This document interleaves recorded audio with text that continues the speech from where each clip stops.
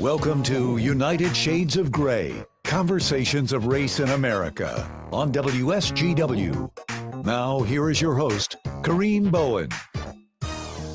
Good evening, ladies and gentlemen. Welcome to another edition of United Shades of Gray, Conversations of Race in America. It is about to be spring.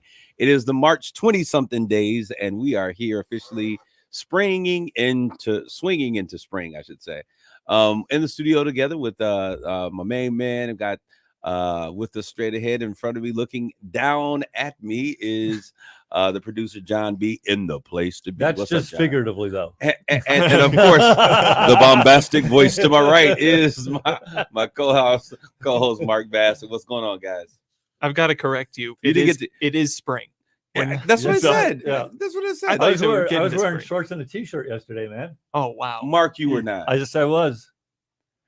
was. Mark is the epitome of what we in Black America calls a white man. Well, you know, there's always that kid at the school that walks around in December with shorts and a t-shirt. Yeah, on. we had one of those at MSU. Now, MSU, I lived on the south side of campus, in South Complex in Wilson Hall. And when you cross the street out of the east side of Wilson, before they put the tennis courts there, right, south of the stadium, there was there was nothing but a sidewalk with grass on both sides from there all the way to Wells Hall. And we called it the Tundra because when you got out there was nothing bracing you against just wind, baby. Just wind. And there was this one white guy who would wear hiking boots, thick wool socks, shorts, and a sweatshirt. That was it. I like that guy. No, it was crazy, Mark. It was absolutely crazy. Good evening or good afternoon to you if you're listening to this in its recorded session. This is Cheryl Steele Phillips. Good afternoon to you. And if you're listening to us online on the air when we air on Monday, March what? The 26th, 7th, 8th, 9th. What date is this? Monday. This is going to air on the Sunday. Yes. I'm getting confused. I've given us a new day. This is Sunday. This is Sunday 26th. This is Sunday, March 26th. So in my mind, happy Sunday. Hope all is well. Your first Sunday of spring, or is this the second Sunday? This is the first Sunday of spring. This is the first Sunday of spring. 21st. Man, when is it time to? When is Easter? It's April 9th. Yeah, April 9th. It's coming up. So it's coming. Yeah. All right. So Mark is going to wear a powder blue suit. What color are you wearing? I'm going yellow. Hello, do you have a yellow suit? No, but I'm going to get not bright yellow, not like Louisiana, Mississippi yellow with the hat. Pastelish yellow. A pastel yellow. He's going to wear, what are you going to wear? Light blue, yellow. What are you going to wear? I'll wear my navy blue. I've got three No, suits. you got to wear three suits. Jonathan's got dark gray or navy or black. You got to get an. That's what I've got. You got to get an Easter I'm gonna egg take green. This guy shopping. I'm taking you shopping, Jonathan. We gonna look like the pimps of Saginaw. All right. I mean, you know how I like to roll. No, Mark does it well. Mark does it extremely well. He is the man about town, the quintessential dresser, if you will. Before you get going, I just want to recognize Pastor Kareem, who just celebrated his 10th year as what do you call it, lead pastor at the Potter's pastor at the Potter's Touch. Yeah, we founded that. Congratulations! I was there Sunday evening. It was a great celebration. Thanks, Mark. I appreciate that. Sometimes I forget about when that happens, and it's been 2-3 days. It's been like an eon ago. But Mark was there. Of course, he was dressed to the nines. And I appreciated you being there, Mark. We had to Mark. Everyone else here is working tomorrow. You're retired. Mark is like, hey, I thought we were standing around the water cooler having a conversation. Yeah, aren't we going to have a party after this? No. But I think what I think is funny after you left out, Mark, and I got calls that afternoon. It's like Mark is a cool dude, and so they got a chance to see what I see all the time. So I thought that was pretty cool. You really feel comfortable in your element, no matter. You was definitely in the minority group on Sunday. Yes, but myself, never mind. My wife, and Mark Thomas. Thomas, he was there. We were the minority of that group. And one of two of our white members were there. So we had Jenny and Donna. They were there. Yeah, they were there. Okay, but anyways, I say that because you are comfortable in your own skin, and I think that's what makes this show work and even our relationship, the dynamic between the two of us. And so I greatly appreciate you for being who you are. Same here. And so we got Jonathan in the house. John, what's good in your life, man? Before we get going, what's happening with your world? Going well. Well. I can't complain. Okay, young man. Well, I could, but no one would listen. But you shouldn't. You're blessed when it's all. Oh, absolutely. Yeah. Absolutely. Yep. So we're all blessed out here. Who you guys hope you guys are blessed out there. Hello, Geraldine Bowen Walker. That happens to be my mother. This is hello fellas. That's our group. Yeah, hello fellas. I'm sorry I missed you on Sunday evening, Mother Walker. Yeah, she is going through those of you out there, she's going through a serious situation which she's gone through before, and lived to tell the story about it. She experienced, and I hope you don't mind, a compression fracture in one of her vertebrae, which it's when you do something and it smashes it down, and they usually go in and put cementing in there and just kind of puff it up again. And that usually works pretty good, but she's in a lot of pain at home. So I hope you get well soon, Mom. We love you, and we certainly want your speedy recovery to be a part of our future conversations. All right, so guys, let's get right into the thick and thin of things. So what's happening? Tuesday came and went. I was waiting for the protest to be on the news in New York. You guys don't know this, but when I was first starting out this show, it wasn't just first starting out, but during the course of, I think, my first year and a half of the show, I was in here recording, and it was 1 p.m. and I got a notice from someone saying, "Oh my gosh, they're scaling the Capitol building, and there are, people everywhere. It's going crazy." So I was actually in here during the events of January 6th. And it was just kind of an interesting situation. So I was like, oh, it's a Tuesday. I get to get home and just kind of see things and then talk about it. But nothing happened, which I didn't think anything would. I think that people are just kind of like, we're over this. Let's do something different. But the question still remains. He was supposed to be, as he says, they're going to pick me up and take me to jail. No one really responded. Is this dude going to jail? Are they going to formally press charges against him? What's going on with number 45? I don't know if they're. I think they'll press charges. Is my guess. Do you think they will? I think they will. I think every indication is they will, but who knows? But will he be going to jail? No, he's not going to jail. I just want this guy I just want this guy to go away, frankly. So don't go to jail. Just go away. Just disappear, please. Yeah. Hello, and this is Donald Trump's defense fund. And Donald, we and the rest of the world are saying to you, don't go to jail. Just go away. Just go away. I think he'll go down as the worst president in the history of the United States, and it won't even be close. And, and I'm so conflicted with that. I'll tell you guys why. What are you thinking, Jonathan? Jonathan's over there looking like what are the Jack from The Incredibles? He's making those faces. What's going on? He's jotting notes over there too. I see that. No, I'm just he's getting ready to give us some intellectualism. He's going to debate us. It's like were you on the debate club, by the way? The points and counterpoints. No, but I was the one kid that wanted a debate club at our school. Oh, you didn't have it? We didn't have one. No.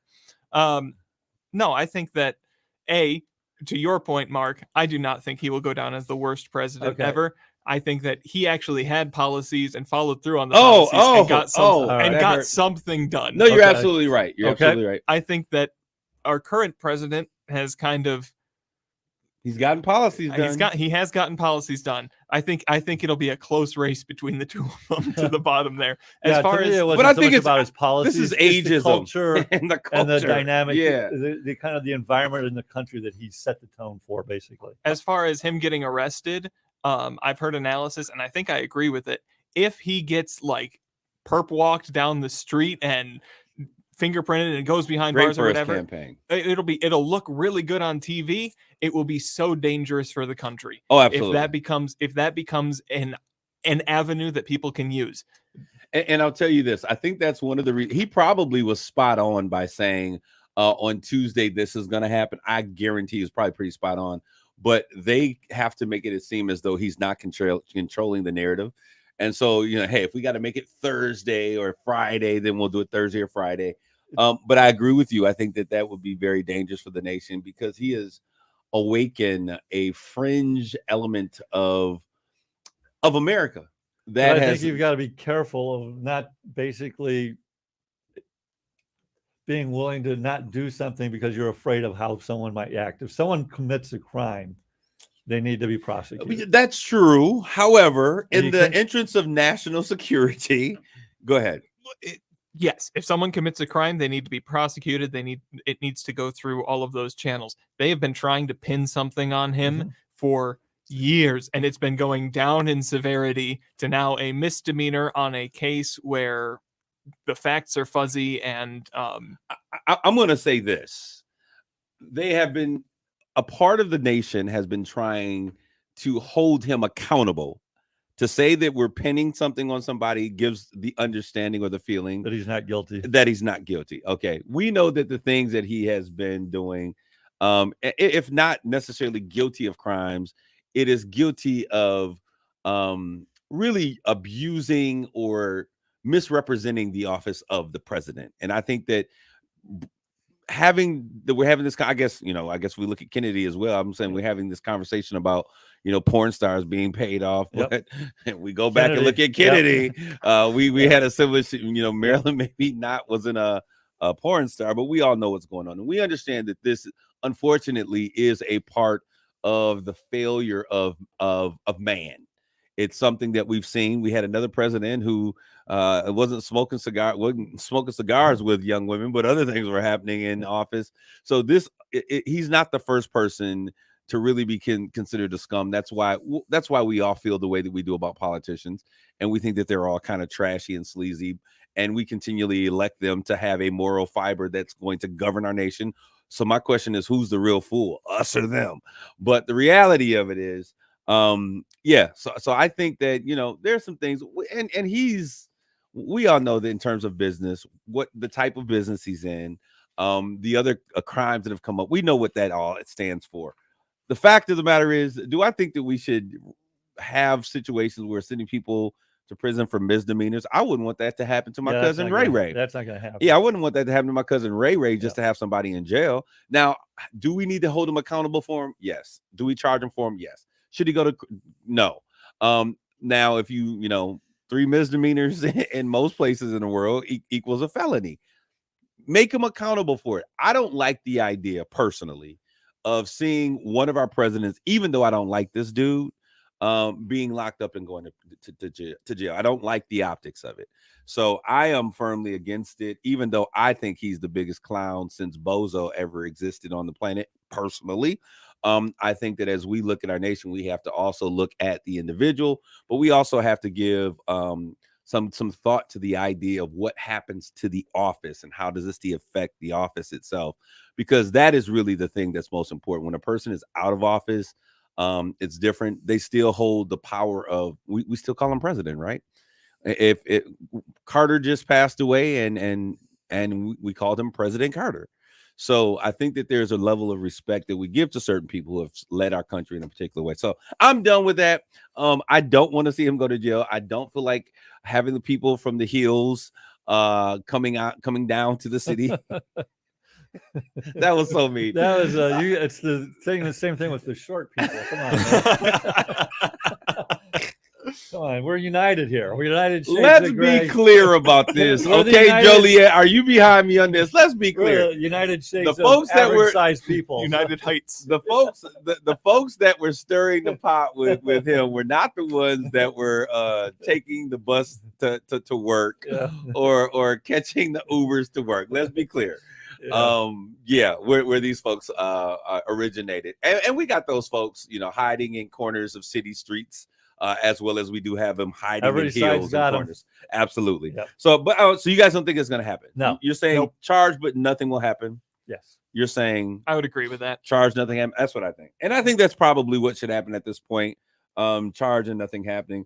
Moving forward, I want to make sure that we remind once again. Mark is going to talk a little bit about something that we have coming up that I think is going to be really cool when we talk about the Breaking Bread conversation that we're going to be having with Miss Erin Patrice of the Breaking Bread Village. Share a little bit more. Yeah, again, so we're I think as Kareem and I believe, Erin has a very similar belief. The way to build bridges across people of different cultures and backgrounds is to meet and get to know each other.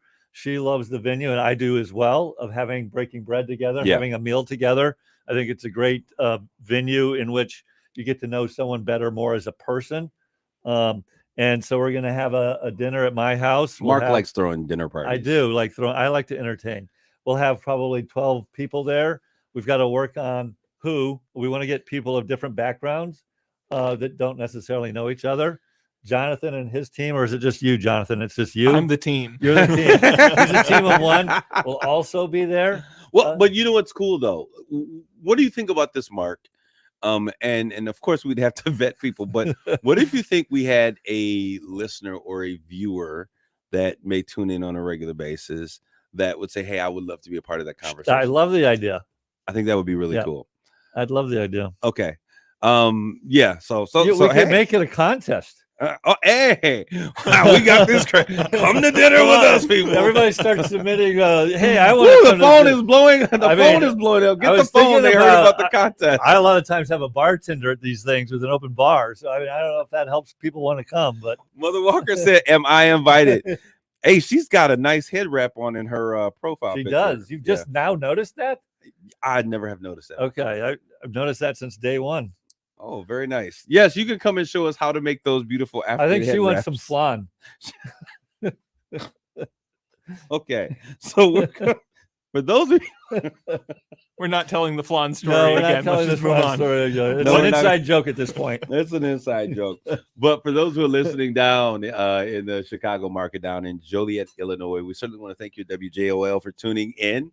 You know, you guys are just so engaged in this conversation. We're so excited to have you on a regular basis. We can't wait to get some calls from you guys. But does anyone from Joliet want to drive up to the party? I mean, they can stay at my house. I got plenty of room. Mark, why?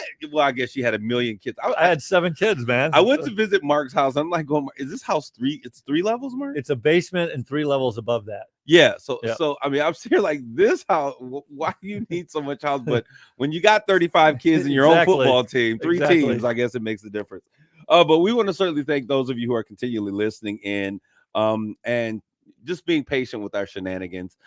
We enjoy this conversation. Today, we are going to have a really meaningful conversation about growing inequality and the wealth gap. This is something that Mark really enjoys talking about. And I want to tell you why.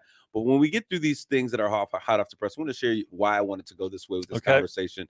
And I probably could have prepped you for this conversation. I mean, I got this literally as I walked in the door 3 minutes before the show. But this is the thing. I know the reason I knew that I could provide this with you in the manner that I did is because this is something that we've talked about quite a bit and something that's really important to you to figure out how we can get this thing taken care of or what we can do about it. So I felt comfortable in that. But we also have Saginaw Short Film Festival coming up. Saginaw Juneteenth Celebration Inc. has issued an open call for short films, 10 to 15 minutes, every single genre that you can possibly think of. I met with someone yesterday and they showed me what they were working on because they said, look, we're kind of interested in doing, what do you kind of think? And I was like, well, I don't know if I'm going to be a judge, so I don't want to give any thought or insight, but I just want to say I think that you guys are off to a really cool start. How many submissions do we have? There's probably about 6 or 7 now. Okay. Yeah, so I'm thinking probably within the next couple of weeks, our deadlines of 30s, we'll probably see a lot of those coming in. But it's interesting. So we want you guys to get involved if you're in film, television, whatever it is that we're gonna play Soul Train after the short film. Oh my god, Soul Plane. Oh, with with Dwayne Adway. Yeah. For those of you listening, he is kind of like the one who said, hey, we should do something. I would like to do a film festival. And Dwayne Adway, if you've ever seen the movie Soul Plane, directed by Ice Cube, I think it was, one of the best cult classic films in Black America, and the premise is that Kevin Hart gets the ownership. He wins the lottery or something, and he buys a plane, and he's gonna have, we had Soul Train with Don Cornelius, but he's going to have a Black run owned and operated plane company, and so it's interesting because Snoop Dogg's the pilot. It is probably one of the most it plays off of a lot of racial thoughts and stereotypes that are there. Dwayne Adway is kind of the pinup guy who has all the women going crazy. So it's an interesting concept. But I want to make sure. So April 30th is that deadline. I just saw the number 444. That means great things are happening. April 30th is the deadline. Kareem at KareemBowen.com. You can get your submissions there. And we're going to continue our conversation. Now, the reason I wanted to talk today about the growing inequality and as the growing wealth divide or the wealth gap is on this past Monday. I was invited by Representative O'Neill to attend in Grand Rapids, of all places, an urban economic development roundtable. And it was really quite interesting. My father is from Grand Rapids, and whenever I thought about Grand Rapids, I don't think about urban economic development. I think about the red part of our state. I think about the well-to-do part of our state. I think about conservatism to its core, and it was a very interesting conversation with folks that were kind of across the board about them understanding the need for development in urban communities. So there were folks who there were the money folks, the building folks, the creatives, and also the people just love their community. So it was an amazing conversation. And I wanted to just kind of come back here and to have this conversation because it's something that I think in the next 6 to 9 months will be the conversation. I'm going to tell you guys, it's going to come and you're going to see it because I see people gearing up for the conversation.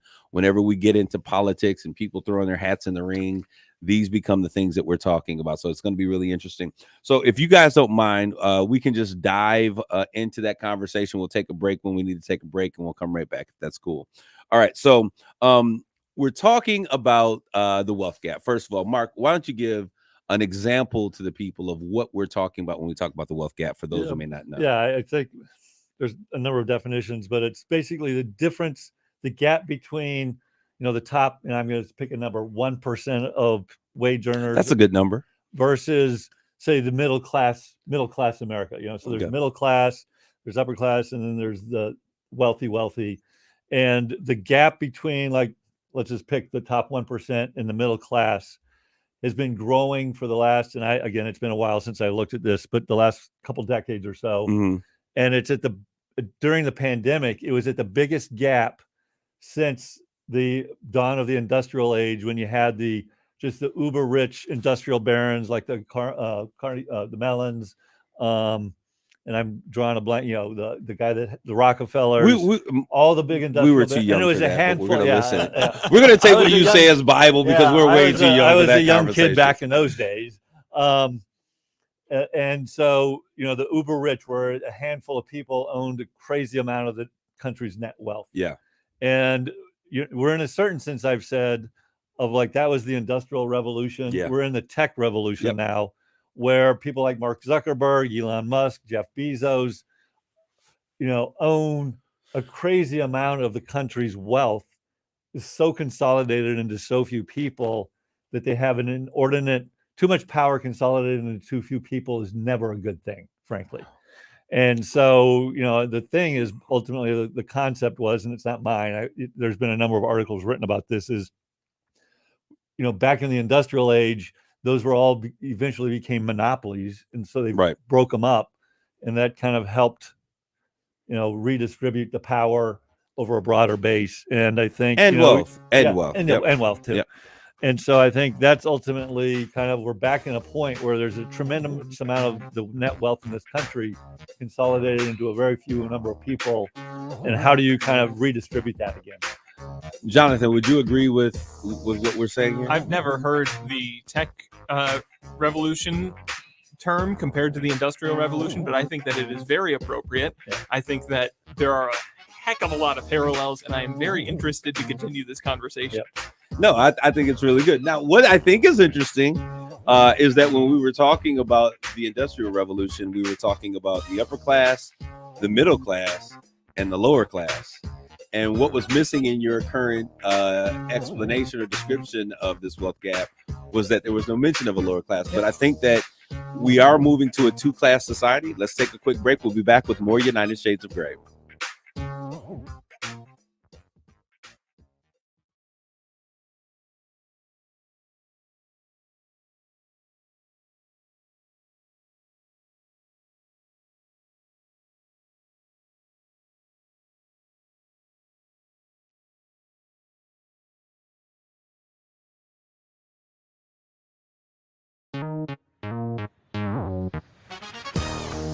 You're listening to United Shades of Grey on WSGW.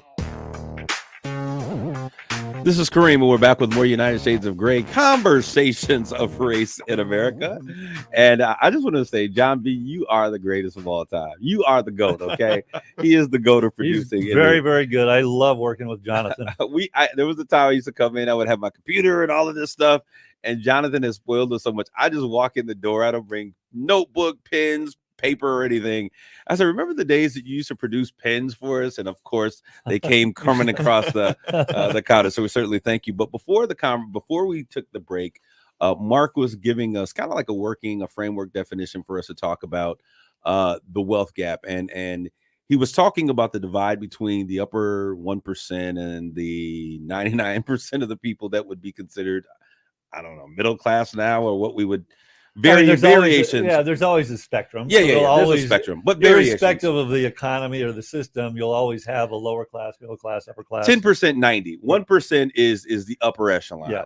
And that probably is more like a 10% to a 90% of the rest of the world. And there's spectrums in between. And when you think about from the early 1900s through like 1960 or 70 or whatever, that there was a tremendous growth in the middle class. And if you think about it, it was really around, and it really exploded after World War II. Yep.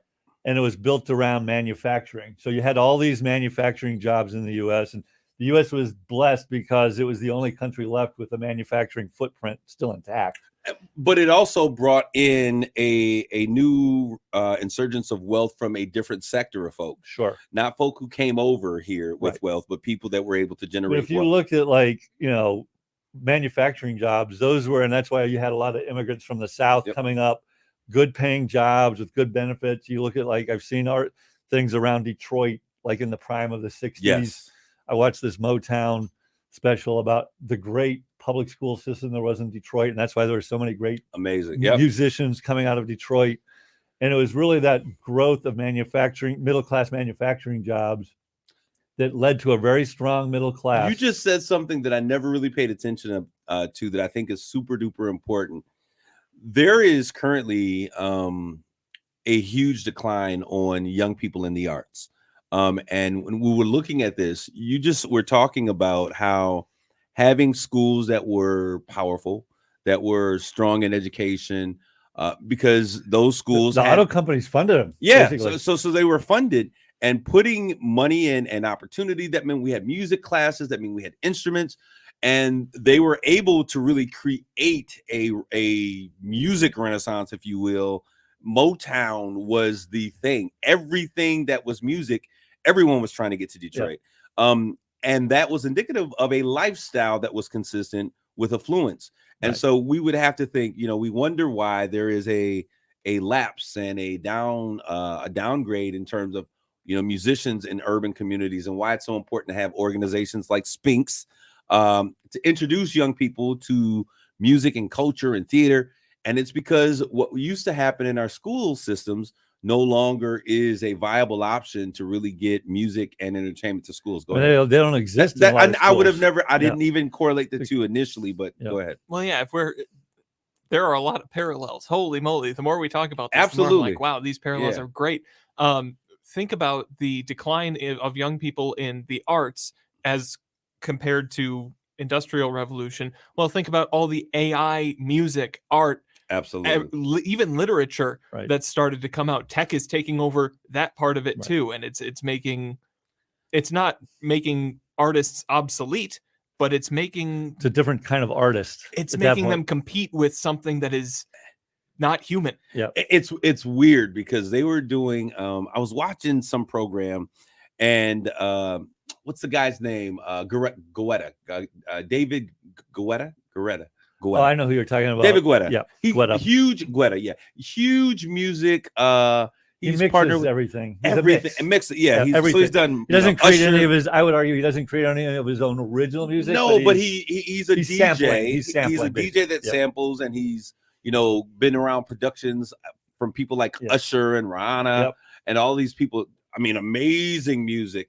But he sampled Eminem, he used not sampled, he used AI to create a voice that is just like Eminem's voice, and he created a song with this, and he played it in Europe, and the people went crazy. Now, when we talk about all of this stuff, when we talk about the wealth gap, so if that is how Eminem was able to come from 8 Mile in the hood to now being a global icon, making more money than he can even spend in a lifetime, what does that do? How does artificial intelligence now hinder? Well, you're limiting the number of How does it hinder an individual from being able to use these industrial or technical boons to pull themselves or to be able to catapult themselves? Because that's what it gave rise to a middle class, because you didn't need the education. You could go get a great job with a high school diploma or less, probably working in an auto factory or a steel mill, and you were able to get a middle class life. You weren't going to be rich, but you were going to be very comfortable. So it produced a middle class. It produced a middle class. What Jonathan is talking about, this new tech boom, really has the ability to smash any semblance of a middle class, because what a young man or woman that may be, running the streets of Saginaw, Detroit, Illinois would use to get out, now we can do this artificially. And it's not just art. Think about stores and Amazon. You can't go and you can't get work experience as a high schooler, because during the Industrial Revolution, closed. Absolutely, the malls are closed. All of these things that people built those kinds of careers off of are starting to go away. They're being eliminated by this tech. Now it'll be interesting. I believe there'll be a renaissance of malls. I do think you'll see a renaissance. It's experiences. It's experiences. Because it's more about, it's the experience of going someplace. And so if you go to a big city, a lot of those malls are really vibrant, actually. People go there and but anyway. But it's the where other were things. We again? No, but this is all apropos to the conversation. I think it's the other things that those big cities offer that keep the malls in, because people are there and they're in that space. And so it's an additional experience that we can get this here because we can't get it there because our mall is closed down. So it drives a greater affinity and a desire to be in malls as we see this shrinking middle class disappear. Go ahead. Yeah, I was gonna. Well, a question to get us a little bit more on track here. Yes. From my understanding, I'm not great when it comes to history, but I do like stories. At the beginning of the Industrial Revolution, if we're truly drawing parallels, where we are right now, when we were at that point in the Industrial Revolution, there were horrible abuses of power, and Absolutely. it was leading to a lot of people. That's why you saw the growth in unions, because the employees were getting severely taken advantage of. Basically. Exactly. So you saw a lot of unionization. Do you think that there's going to be a similar process that will kind of bring back a middle class, or do you think that the structure that's being built here is kind of built to crush that without allowing for it to return? I don't think it's built to crush it like it was before, where people are being abused and taken advantage of. I think what's happened is a lot of those kind of quote unquote middle class jobs have disappeared, frankly, and they're somewhere else. And it's so to make and I haven't sat down to kind of done the math, but if you were in a middle class job before, what does that salary look like today? And I think there's fewer of those kind of jobs around than there were before. I think the other thing with a lot of the wealth that's been generated over the last decade or so, it's frankly stock market wealth. So if you look at the compensation, and you've had it in your notes about CEOs, one of the big things people have talked about, and I think it's a fair criticism in a lot of ways, is what's that former CEO? Yeah, I was going to get there. Unfortunately, I wasn't one of these CEOs like this. Unfortunately, I wish I had been, but the CEO's compensation over the last, and again, I don't have the data in front of me, say the 2 or 3 decades, has grown astronomically more than the average employee's compensation. 278 times is what's being reported. And what's driven that, and so on one hand, I go a CEO. A single CEO can generate a tremendous amount of value. And if they do generate a tremendous amount of value, they should be rewarded accordingly. I don't have a problem with that. And so, but so if you look at and these are all public numbers. However, so let me finish my thought. I'll let you finish. Go ahead. So if you look at, and these are public numbers, if you go look at the CEO of pick Dow, a big local company. No, let's pick someone else. Let's not. Right, well, Dow. I don't know. Pick anyone. Let's pick General Motors. Yeah, I mean the base compensation of a decent sized, Fortune 100 company like that, his base compensation is probably, or hers, $2 to $3 million a year. An average employees is probably 100,000. Just to make the math. That's an average executive employee. No, an average employee, admitted, like higher up in the. It's not. You're not talking line workers. Professional, an average professional. There you go, professional. Yeah. That's probably not a salaried employee. Right. Yeah. Salary. Now, that CEO doesn't just make that $2 to $3 million. He gets a cash bonus. He also gets long-term incentives. And if you look at the total package, it's probably worth $20, $30, $40 million a year.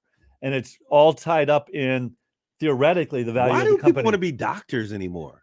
I mean, having been on the board of Covenant, I can tell you that they get well paid. Yeah. But they're not as well paid. No, absolutely. Yeah. And you got insurances and things. Yeah. That's why they are running hospitals. And what's happened, I'd say, over the last 20, 30 years is the rise in the stock market has driven a tremendous amount of wealth for people that participate in the stock market. So if you look at these CEOs and they get stocks or options in their company, and today it's worth $10, well, if the whole market goes up, their stock is most likely going up as well, unless they absolutely suck. And so whether they're good, bad, or indifferent, their compensation is going up because they're riding their stock up. And what's important to note, and I think that we fail to look at this because we look at things in such short spans of time.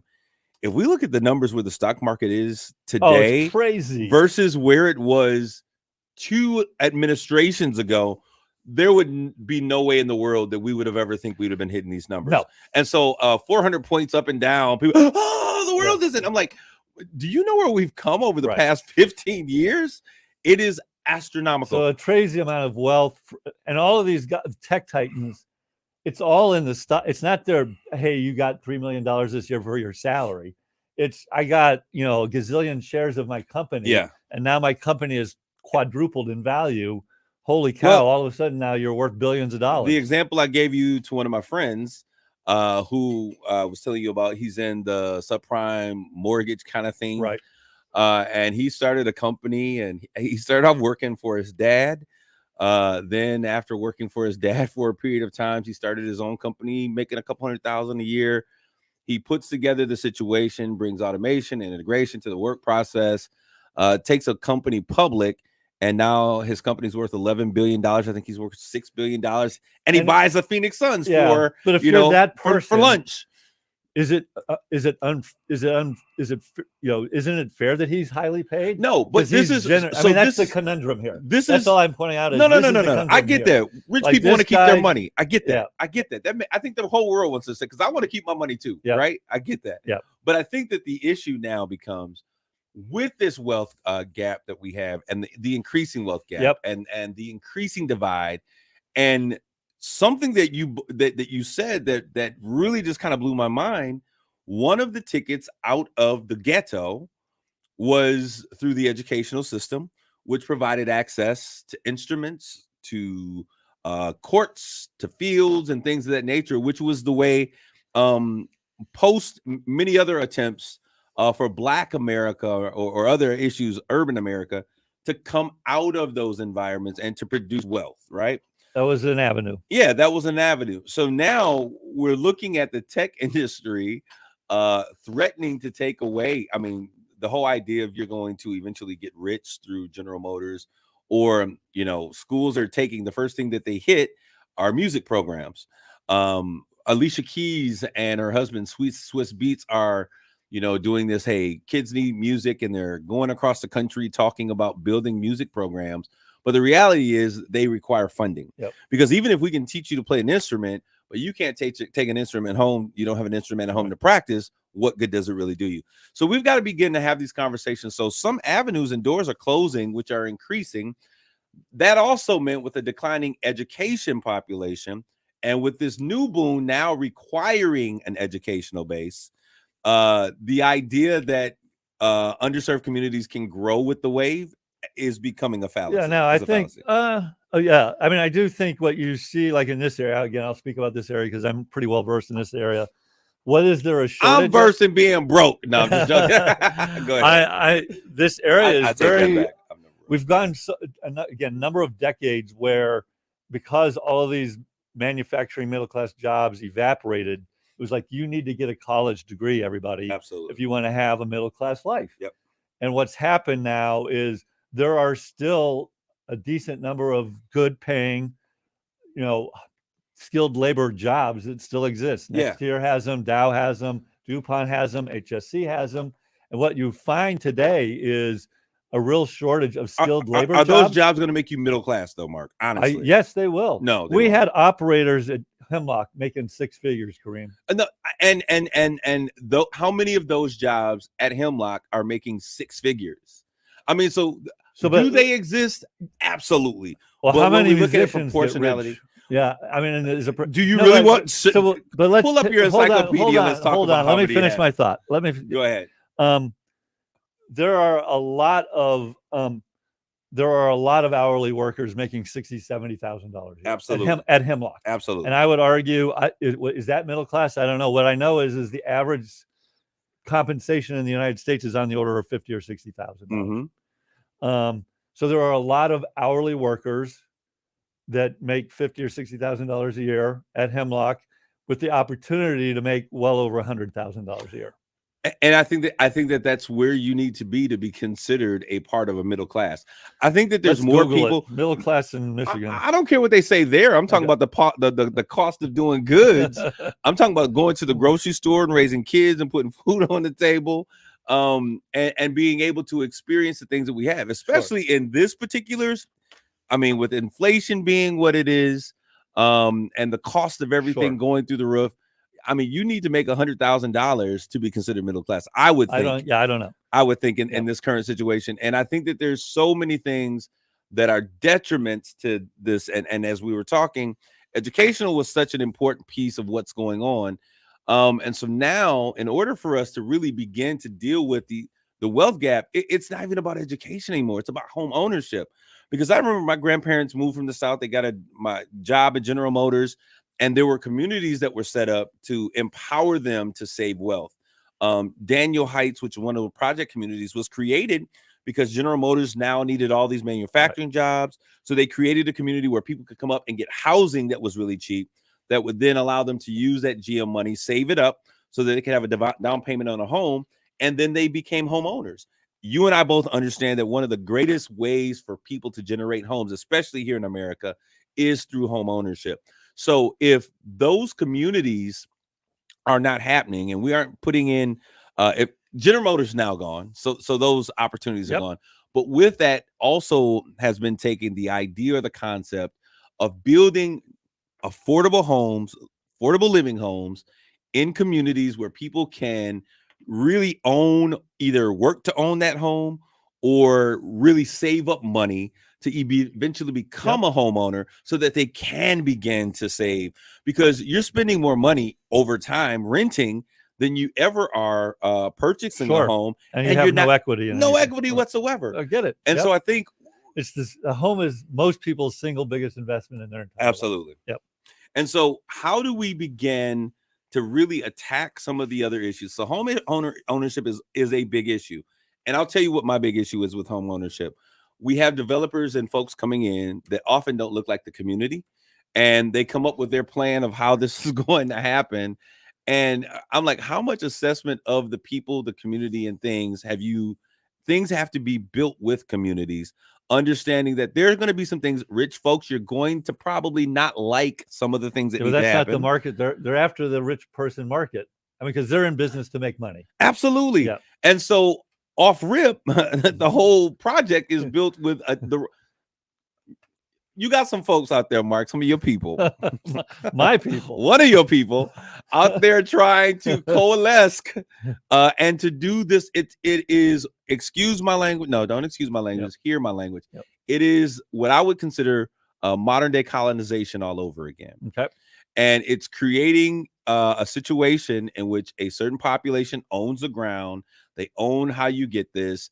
They're not taking into account how people are going to be able, and the idea of pulling you up by your bootstraps is ridiculous. Somebody said every time they saw someone trying to pull themselves up by the bootstraps, they always tipped and fell over. But I think the idea of this takes me back to where we were before. So there's got to be an investment. There has to be a greater amount of taxation. I love the fact that people who have wealth obtain wealth. If you're wealthy and you've obtained wealth through your hard work, that's great.